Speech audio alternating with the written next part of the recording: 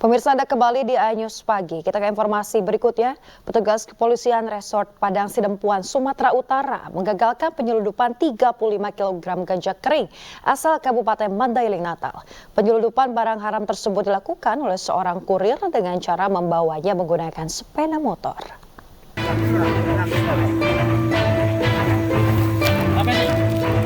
Syahril Delimunti, warga desa Baringin, Kecamatan Panyabungan Timur, Kabupaten Mandailing, Natal, Sumatera Utara, ditangkap polisi di Jalan Lintas Sumatera oleh aparat kepolisian Resort Padang Sidempuan. Pemuda berusia 22 tahun ini tak berkutik setelah petugas mendapati 2 tas besar yang berisikan 32 bungkus narkotika jenis ganja kering siap edar. Terkuaknya penyeludupan ganja kering seberat 35 kg ini berdasarkan penyelidikan polisi. Sebelumnya petugas mendapatkan informasi akan melintasnya seorang pria yang akan menyelundupkan narkotika jenis ganja kering dari Kabupaten Mandailing, Natal, Sumatera Utara. Setelah dilakukan penyelidikan, kita temukanlah saudara SD ini sedang di atas sepeda motor membawa narkoba jenis ganja ini sekitar 32 bal yang berisikan di dalam 2 tas. Barang sendiri dari mana? Menurut keterangan dari terduga pelaku, saudara SD, bahwa barang ini adalah dari Penyabungan Mandailing, Natal. Mandailing, Natal. Saat diinterogasi, tersangka mengaku dirinya diperintahkan mengantar barang haram tersebut ke salah seorang pengedar di kota Padang Sidempuan. Dari Padang Sidempuan, Sumatera Utara, Indra Mulia Siagian, iNews melaporkan. Pemirsa, salah satu tersangka produksi film porno Siska E melalui kuasa hukumnya mencabut gugatan pra-peradilan di Pengadilan Negeri Jakarta Selatan. Alasannya pihak kuasa hukum akan memperbaiki gugatan dan juga akan mendaftarkannya kembali.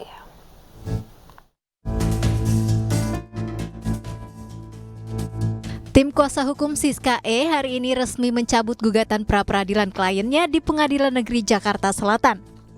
Alasan pencabutan gugatan pra-peradilan ini ialah ada poin-poin gugatan yang akan diubah oleh tim kuasa hukum pasca penangkapan Siska E oleh penyidik di Treskrimsus Polda Metro Jaya. Setelah mencabut gugatan pra-peradilan, kuasa hukum Siska E berencana akan mendaftarkan gugatan pra-peradilan kembali untuk kliennya. Ada permohonan yang akan kami tambah dan itu nanti itu masih kami rahasiakan karena kami punya bukti-bukti baru untuk itu. Sebelumnya Siska E tersangka dalam kasus produksi film porno dijemput paksa oleh penyidik di Treskrimsus Polda Metro Jaya di kawasan Sleman, Yogyakarta. Jemput paksa terhadap Siska E dilakukan karena Siska E tidak kooperatif atas beberapa kali panggilan penyidik. Dari Jakarta, Helmi Sajangbati, iNews melaporkan. Kita ke informasi lainnya, pemirsa. Mantan Menteri Pertanian Syahrul Yassin Limpo kembali diperiksa di Polda Metro Jaya. Kuasa hukum SYL menjelaskan dirinya belum mendapat pemberitahuan mengenai materi pemeriksaan kliennya tersebut. Menggunakan kemeja batik dibalut rompi tahanan KPK dengan tangan terborgol, SYL datang ke Polda Metro Jaya untuk melakukan pemeriksaan pada Senin siang. Diketahui pemirsa, SYL merupakan tersangka kasus dugaan pemerasan, gratifikasi dan juga tindak pidana pencucian uang, serta menjadi saksi kasus dugaan pemerasan yang menyeret mantan Ketua KPK Firly Bahuri. Kuasa hukum SYL mengaku belum mengetahui agenda pemeriksaan kliennya terkait kasus yang mana.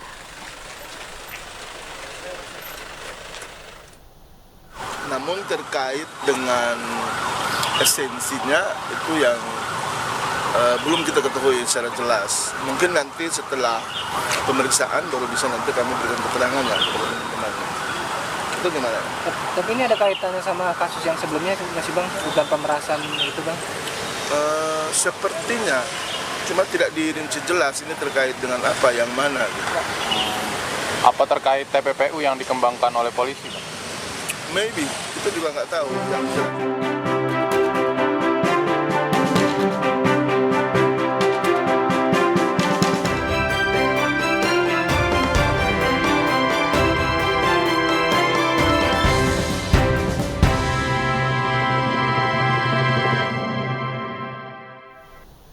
Kita ke informasi jelang pemilu, pemirsa. Ratusan alat peraga kampanye di sepanjang Jalan Raya Bogor Kramat Jati, Jakarta ditertibkan petugas gabungan.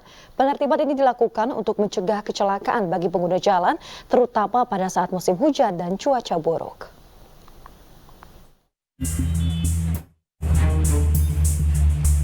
Alat peraga kampanye yang berada di sepanjang Jalan Raya Bogor, Kramat Jati, Jakarta diturunkan petugas gabungan dari Bawaslu DKI, Satpol PP, hingga pemerintah kota Jakarta Timur pada Senin siang. Penertiban dilakukan karena alat peraga kampanye sudah rusak dan menyebabkan lokasi sekitar kumuh. Hari ini agendanya adalah merapikan APK yang memang sudah terlihat agak kumuh dan memang bagi kami itu sudah melanggar dari SK KPU DKI nomor 363 tahun 2023 yang dimana tempat-tempat yang tidak boleh dipasang APK seperti contohnya adalah di JPO, flyover dan jalan raya. Hal ini juga dilakukan untuk mencegah kecelakaan lalu lintas karena alat peraga kampanye rawan jatuh saat musim hujan dan cuaca buruk. Memang sudah banyak keluhan dari masyarakat terkait dengan pemasangan APK, utamanya di pembatas jalan, karena seperti kita tahu sekarang sudah musim hujan, itu sudah angin kencang itu dan hujan itu membuat APK itu penyangganya itu goyang ataupun miring, jadi sangat membahayakan dari pengguna jalan. Dari hasil penertiban, lebih dari 1.300 alat peraga kampanye yang diturunkan dari sarana dan prasarana umum. Pemirsa, calon Presiden Partai Perindo nomor urut 3 Ganjar Pranowo menghadiri kampanye akbar bertajuk Hajatan Rakyat di Kota Ambon, Maluku. Disambut ribuan warga, Ganjar menyerukan pemilu damai serta menghargai perbedaan pilihan.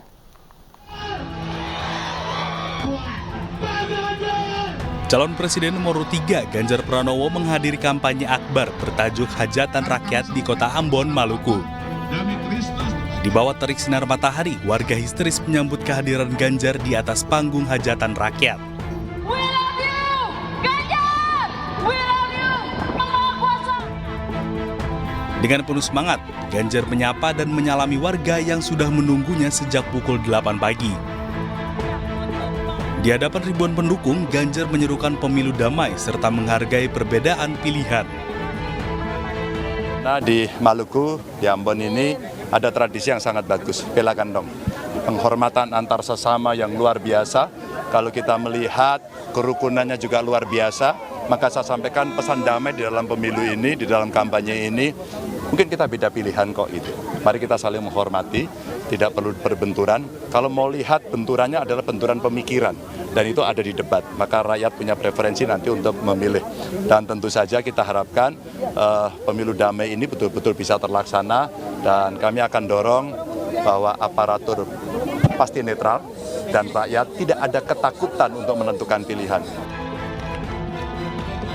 Ganjar mengungkapkan ia terharu dan berterima kasih atas antusiasme warga yang begitu menyala. Dari Ambon, Maluku, Tim Liputan iNews melaporkan. Calon Wakil Presiden nomor urut 3 Mahfud MD melanjutkan kampanyenya dengan mengunjungi kota Pekanbaru Provinsi Riau. Mahfud MD bersilaturahmi dengan tokoh masyarakat, tokoh agama, tokoh pemuda, dan para simpatisan Ganjar Mahfud.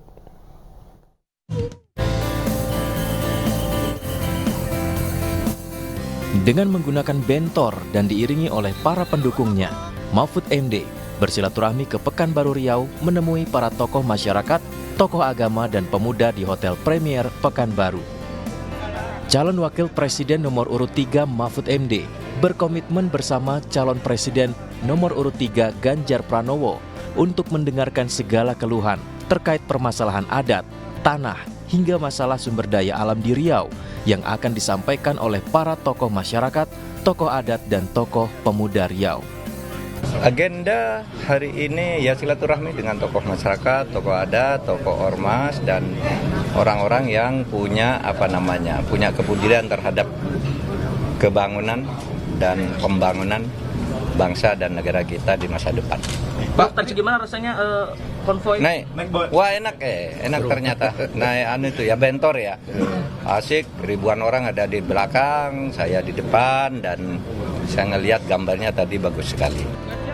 Usai bersilaturahmi, Cawapres nomor urut 3 ini melakukan pengguntingan pita untuk meresmikan gerai UMKM progresif, program gotong royong untuk ekonomi sejahtera dan inklusif, serta bazar UMKM di Kota Pekanbaru. Dari Pekanbaru Riau, Stephen Patinama, iNews melaporkan. Pemirsa, menjelang pemilihan umum 2024, PLT Ketua Umum P3 Muhammad Mardiono bertemu dengan para petani di Kabupaten Merauke, Papua Selatan. Pertemuan ini untuk mensosialisasikan program unggulan Ganjar Mahfud. Tidak hanya mensosialisasikan program unggulan Ganjar Mahfud dan program P3, PLT Ketua Umum P3 Muhammad Mardiono juga menyerap aspirasi masyarakat sekaligus memberikan solusi kepada para petani. Berbagai aspirasi yang disampaikan nantinya dijadikan sebagai kebijakan prioritas. Pimpinan partai berlambang Ka'bah ini membeberkan beberapa program prioritas pasangan Ganjar Mahfud yang memiliki keberpihakan kepada masyarakat, khususnya petani. Percepatan pembangunan serta penyelesaian permasalahan petani sepertinya sulit memperoleh pupuk bersubsidi. Mahalnya harga pupuk dapat dituntaskan melalui program KTP Sakti. Program ini akan diperjuangkan serta didukung oleh partai politik pengusung Ganjar Mahfud. Kita yakini adalah Pak Ganjar Mahfud yang bisa akan bekerja untuk mempercepat pembangunan di Papua, termasuk untuk menyelesaikan segala persoalan yang ada di Papua ini. Itu melalui KTP Sakti, termasuk nanti bukan hanya bantuan pupuk saja, tetapi termasuk ada nanti beasiswa, kemudian juga ada BBM, ya, kemudian bantuan. Calon Presiden nomor urut 1 Anies Baswedan mengunjungi Pondok Pesantren Mirqat Ilmiah Al-Itqon di Cengkareng, Jakarta Barat. Dalam pidatonya, Anies yakin ia dan wakilnya Muhaimin Iskandar bisa meraih kemenangan di Jakarta.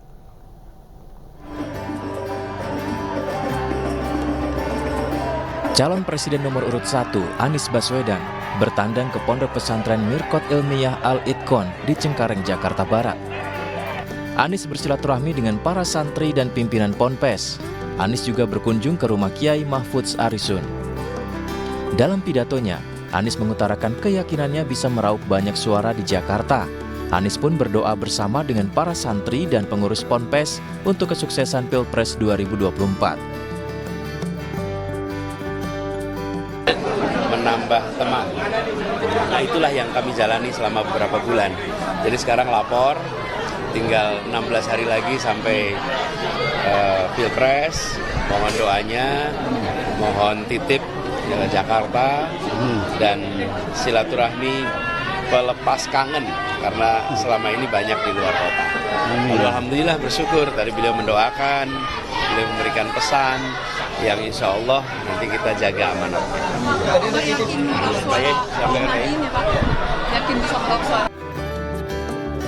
Anies juga mengajak para pendukungnya agar mengawal jalannya pemilu dan mengamankan seluruh tempat pemungutan suara sehingga bebas dari kecurangan. Dari Jakarta, Anggita Maura, Dandi Bernadi, Andri Setiawan, iNews melaporkan. Ratusan anak di bawah umur didapati bersama orang tuanya menghadiri kampanye terbuka Prabowo Gibran di lapangan Pancasila Semarang, Jawa Tengah. 50 anggota Bawaslu Kota Semarang yang hadir untuk mengawasi, mengimbau orang tua untuk tidak melibatkan anak-anak mereka.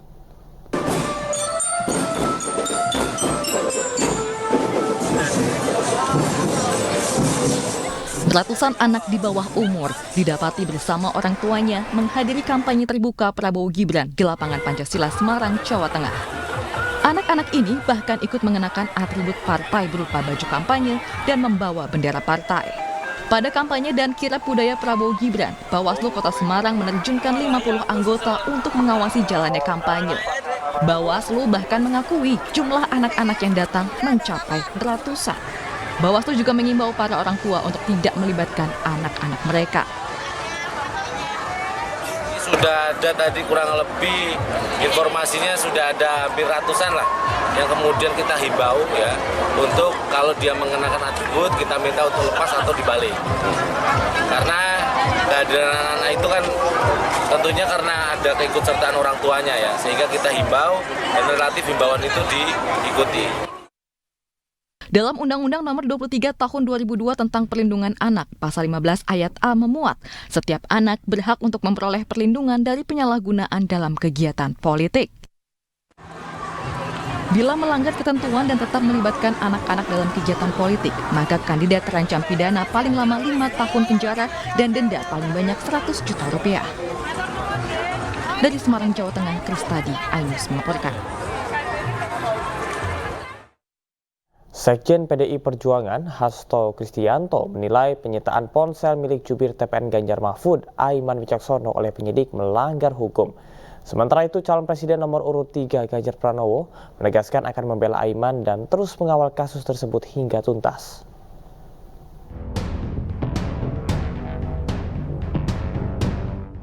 Juru bicara TPN Ganjar Mahfud, Aiman Wicaksono, selesai menjalani pemeriksaan selama 12 jam di Mapolda Metro Jaya, Jumat malam. Aiman diperiksa sebagai saksi terkait ucapannya yang menyebut ada dugaan aparat tidak netral dalam pemilu 2024. Aiman bersama sejumlah advokat dan relawan Ganjar Mahfud mempertanyakan kasus yang menjeratnya. Sebab kritik dilontarkan untuk perbaikan institusi Polri di tengah krisis kepercayaan terhadap netralitas aparat dalam pemilu. Aiman menambahkan tak hanya ia yang menyampaikan kritik, sejumlah media massa juga menyampaikan kritik serupa terkait netralitas Polri.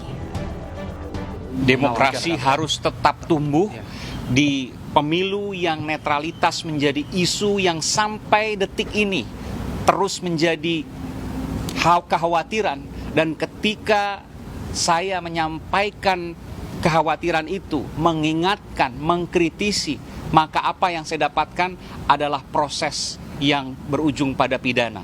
Tentu ini masyarakat yang bisa menilai. Sekjen PDI Perjuangan Hasto Kristianto menyatakan pemeriksaan Aiman sebagai saksi selama 12 jam hingga penyitaan ponsel menunjukkan pelanggaran proses hukum. Hasto juga menyatakan pemilu itu rakyat yang berdaulat. Jangan bawa pemilu sebagai pertarungan antara kedaulatan rakyat versus ambisi penguasa.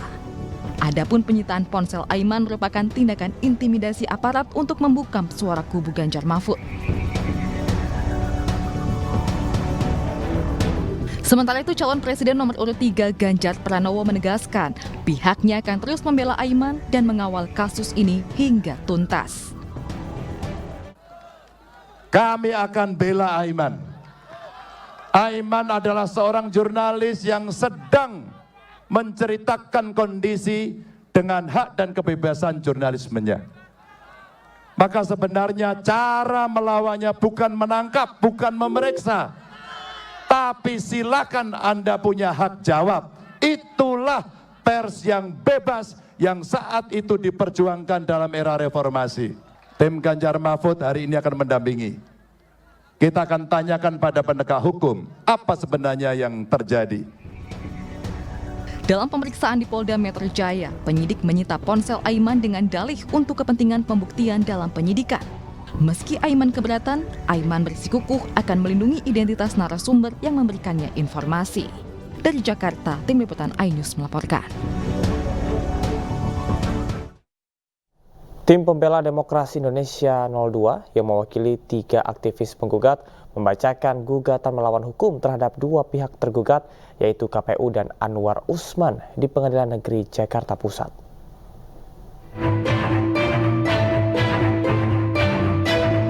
Ketua Tim Pembela Demokrasi Indonesia atau TPDI 02 Patra MZ membacakan gugatan di Pengadilan Negeri Jakarta Pusat dengan 2 pihak tergugat yaitu KPU dan Anwar Usman. Dalam gugatannya, Patra MZ mengatakan KPU dan Anwar Usman telah terbukti melakukan perbuatan melawan hukum. Bagaimana kita tahu?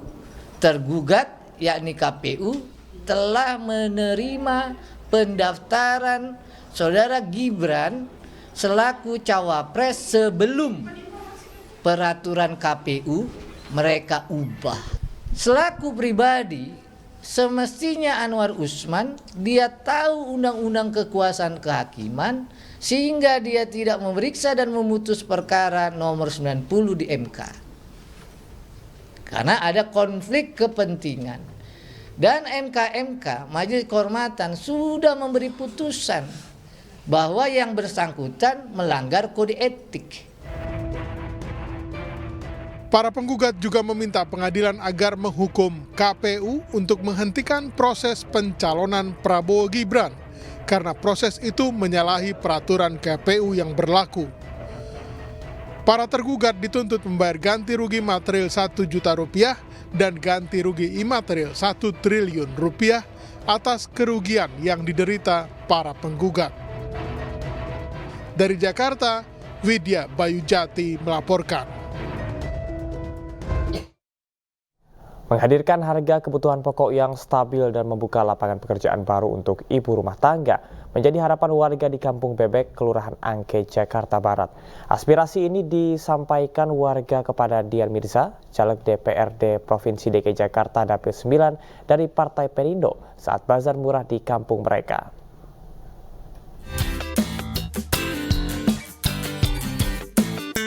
Warga Kampung Bebek, Kelurahan Angke di Tambora, Jakarta Barat sangat antusias dapat membeli minyak goreng murah yang digelar Dian Mirza, caleg DPRD Provinsi DKI Jakarta Dapil 9 dari Partai Perindo. Digelar di Gang 11, warga juga ditraktir makan jajanan dari para pelaku UMKM. Sejumlah harapan disampaikan warga kepada Dian Mirza, diantaranya lapangan pekerjaan baru, air bersih, dan Partai Perindo dapat memperjuangkan kestabilan harga kebutuhan pokok.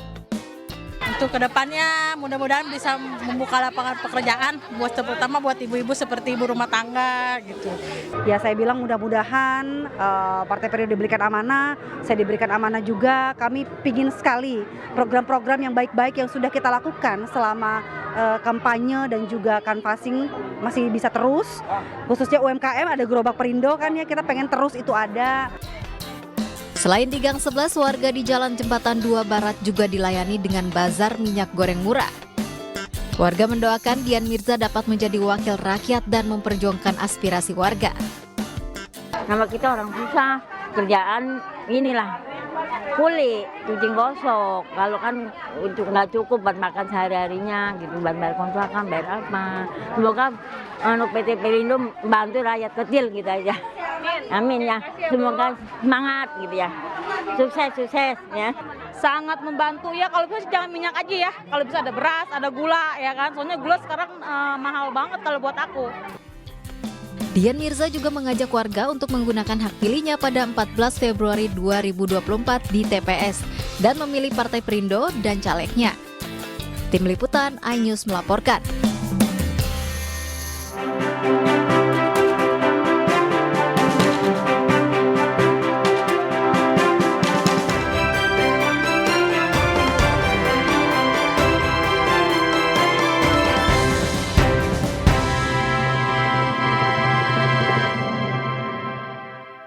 Pemirsa, dalam rangka memperingati Hari Gizi Nasional tahun 2024, prajurit dan Persit Yonif 305 Tengkorak bersama Polres Karawang menggelar aksi sosial dengan tema Kami Peduli Gizi di Karawang.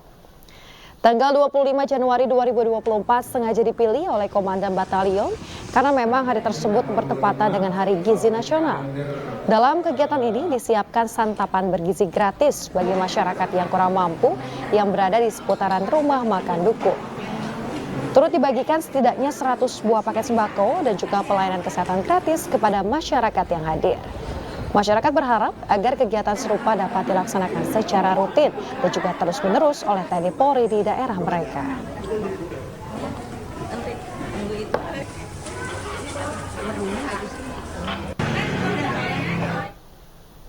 Badan Pelindung Pekerja Migran Indonesia atau BP2MI kembali melepas 259 calon pekerja migran Indonesia ke Korea Selatan Senin pagi.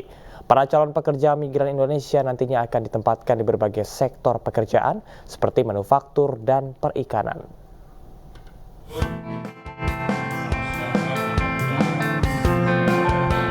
Kerjasama antara pemerintah Indonesia dan Korea Selatan melalui sistem G2G, Badan Pelindung Pekerja Migran Indonesia kembali melepas 259 calon pekerja migran ke Korea Selatan di kawasan Kelapa Gading, Jakarta Utara, Senin pagi.